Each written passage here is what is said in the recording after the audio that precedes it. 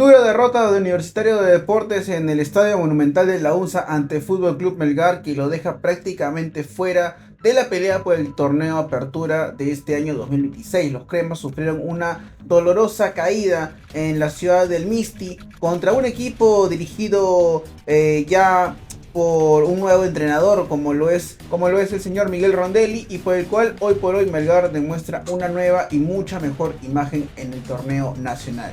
La bienvenida para todos, esto es Algoritmo de Gol y vamos a hablar sobre lo que ha sido el marcador entre Melgar y Universitario de Deportes, que terminó por 2-1 a favor del conjunto rojinegro, y que, como mencionamos en la premisa del video, deja fuera al Club Crema de cualquier disputa, diría yo, por la pelea por ganar el torneo Apertura de este mismo año, ¿no? Un equipo de Universitario de Deportes que venía golpeado luego de lo que fueron sus últimos dos partidos en el torneo internacional, como lo es la Copa Libertadores. Recordemos que jugó ante Deportes Tolima en un empate sin goles, y venía de caer el último martes ante Coquimbo Unido por 2-0 en el Estadio Monumental, en un partido de la mayoría pensaría que la U saldría a ganar y a avasallar a su rival.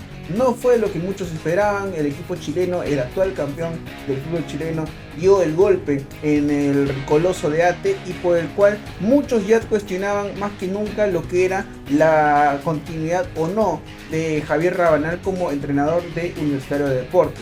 Por su parte, Melgar el mismo día, dicho sea de paso, enfrentó a Sport Boys en el Miguel Grau del Callao y le ganó por 3-1, con 3 goles en cuestión de 40 minutos, por el cual hablábamos de que este equipo, dirigido ahora por Miguel Rondelli, tiene una mejor imagen, tiene una mejor visión y una mejor cara de cara a lo que es el campeonato local. Un Melgar que ha encontrado en un Johnny Vidales y un Matías Segarra una dupla realmente interesante y muy potente para hacer estragos a las defensas en el campeonato 2026. Un Melgar que vamos a hablar justamente lo que ha mejorado gracias a la llegada de Rondelli. Si bien en su primer partido contra Cusco FC termina sufriendo una dolorosa derrota por 3-1 como local, luego de eso se vio una mejor imagen y con un Melgar mucho pero mucho mejor parado para enfrentar este tipo de partidos. Un Universitario de Deportes que salía al terreno de juego con Miguel Vargas en la portería. La línea defensiva estaba conformada por Caín Fara, William Riveros y también en esta ocasión César Inga, que hablaremos un poco de él.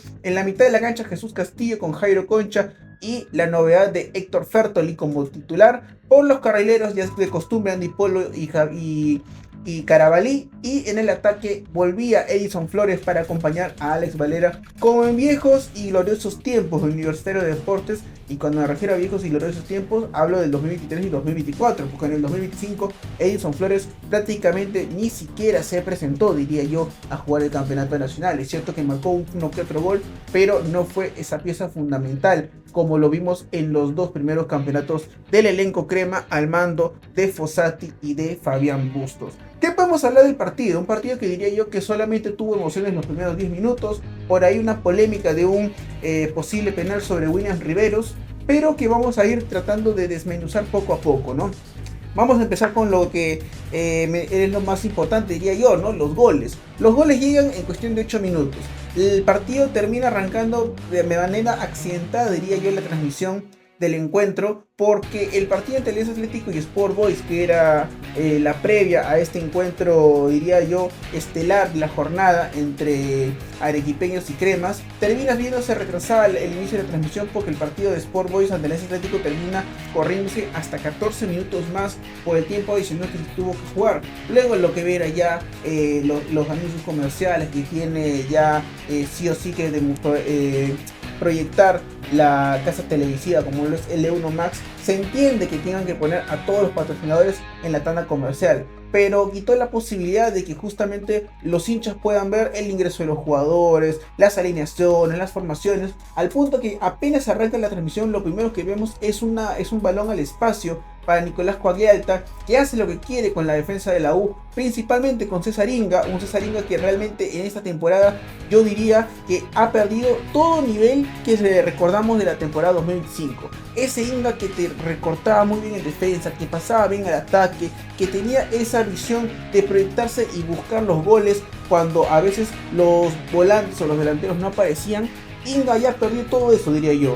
No sé si su frustrado pase al fútbol de la MLS terminó influenciando en esto, pero creo que César Inga no está siendo ese jugador de garantía que te daba antes el club de Universitario de Deportes, y por el cual hoy por hoy la U ya no encuentra tanta garantía en su central que porta la número 33, por el cual Quagliarella hace lo que quiere, tira un centro para encontrar a Matías Segarra, que anota así su segundo gol en 2 partidos. Recordemos que le había marcado antes también a Chancas en el estadio de la UNSA en unas fechas atrás, le marcó también al Boys el último martes en el Miguel Grau del Callao, y ahora marca contra Universitario de Deportes. Un Segarra que me gustaría justamente también resaltarlo, ¿no? Segarra que está siendo un futbolista, diría yo, la mejor revelación en cuanto a juveniles del campeonato. Reynoso lo hizo debutar como lateral por izquierda, y con Rondelli está jugando como una especie de carrilero slash, diría yo, extremo. Un Segarra que se proyecta muy bien al ataque, que hoy día también tuvo una ocasión muy clara para ampliar el marcador en su momento. Es clave, mejor dicho, en la jugada del segundo gol, que ya iremos detallando.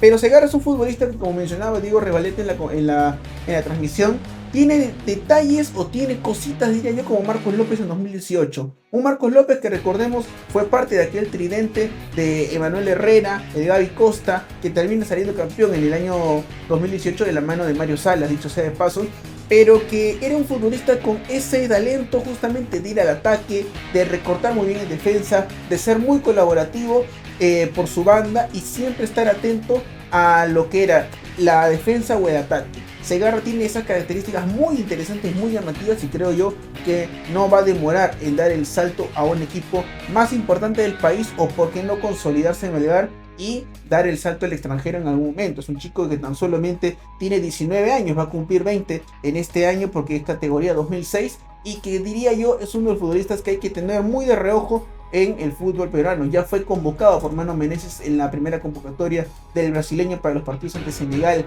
y Honduras, y por lo cual diría yo que es un futbolista que vamos a tener muy seguido en las convocatorias si mantiene este rendimiento. Y hoy, jugando como extremo, lo está haciendo de maravilla. Hoy Segarra con Cabanillas taparon muy bien esa banda derecha de Fertoli con Andy Polo, y por el cual creo yo que Melgar termina encontrando la clave para hacerle mucho daño a Universitario de Deportes y más que nada frenar sus ataques. Pero bueno, vamos a seguir desmenuzando, ¿no? Como mencioné, el partido de hoy.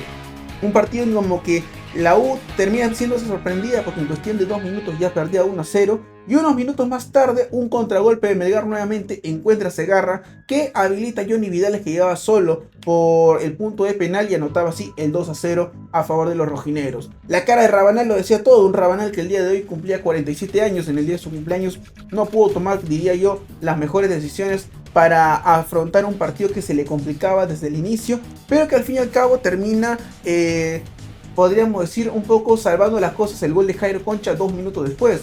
Una U que responde con un golazo de Jairo Concha y con el cual el partido termina muriendo ahí. Parecía que Melgar iba a intentar ya más que nada cuidar el marcador, proteger lo que estaba haciendo los constantes ataques de la U.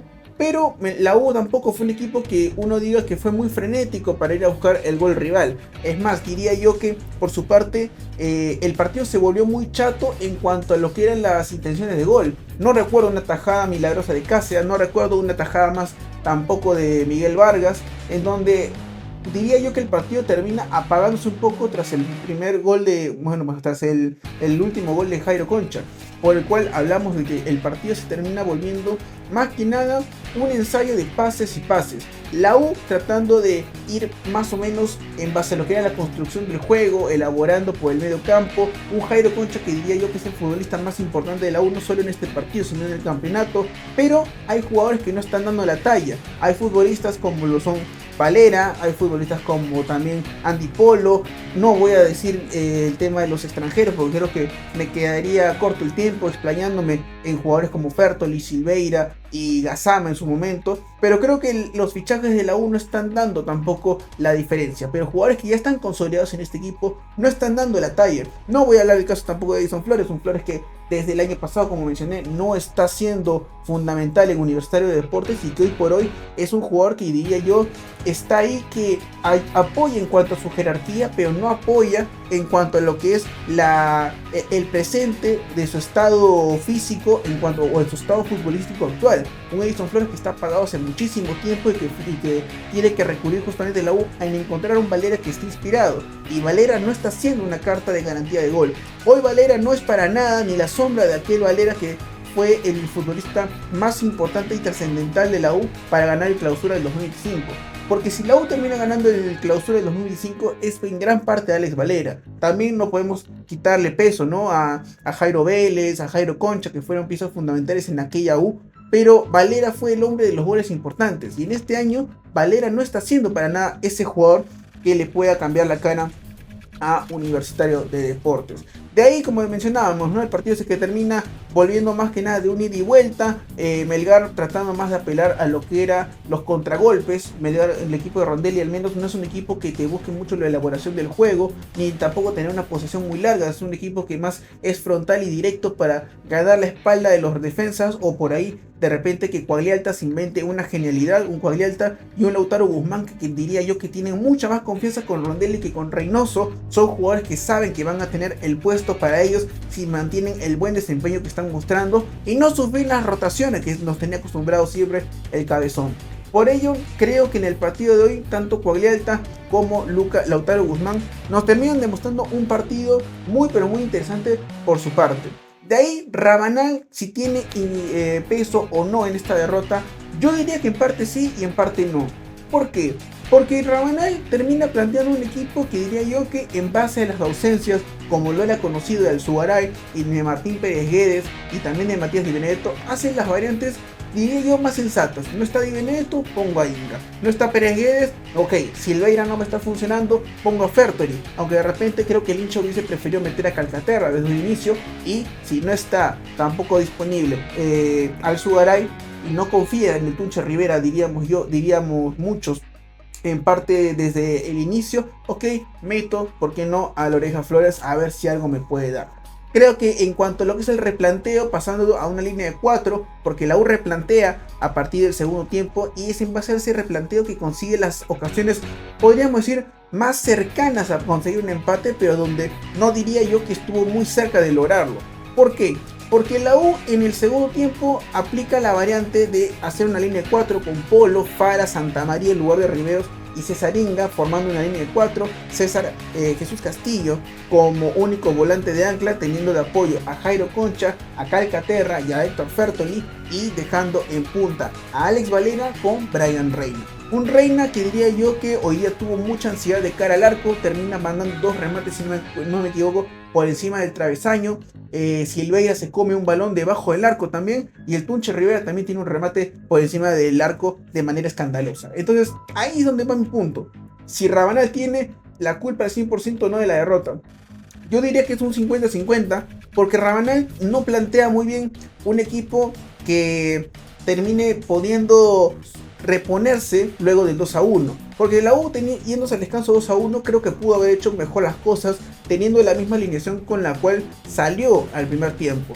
Pero cuando hace el replanteo, la U termina generando ocasiones. El problema son los jugadores, y ahí es cuando viene el tema de la ansiedad. Un Brian Reina que en 2-3 partidos que ha jugado como Universitario, creo yo que todavía no está encontrando el nivel que muchos esperarían. Los fichajes ya hablé, Rivera está siendo ese futbolista que me parece que ingresa como siempre nos tiene acostumbrados, pero no tiene esa confianza o ese olfato de gol como también nos tenía acostumbrado en su momento, ¿no? Un Rivera que entraba y tú tenías la garantía que una te iba a ganar y en algún momento te marcaba un gol. ¿Por qué no acordarnos de esa victoria agónica en Ayacucho Fútbol Club el año pasado en el Estadio Nacional de Lima, con el cual la U prácticamente cierra, y diría yo, el torneo clausura? Por el cual también hablamos de que es un equipo que va muy ansioso, pero también viene el tema, la mano del banquillo. Si en el banquillo no hay garantías, si en el banquillo no hay una tranquilidad de que el replanteo va a salir bien, ¿cómo van a tener los jugadores la confianza de que el partido lo pueden remontar? Yo no digo que si estuviera Fossati el partido de la U lo volteaba 2-3, pero de repente hubiera sido un equipo con más peligro, con más daño, y saliendo a avasallar a pesar de ir 2-1 abajo en el marcador. La U no termina siendo ese equipo, termina siendo un equipo muy endeble y por el cual diría yo que termina perdiendo de manera justa.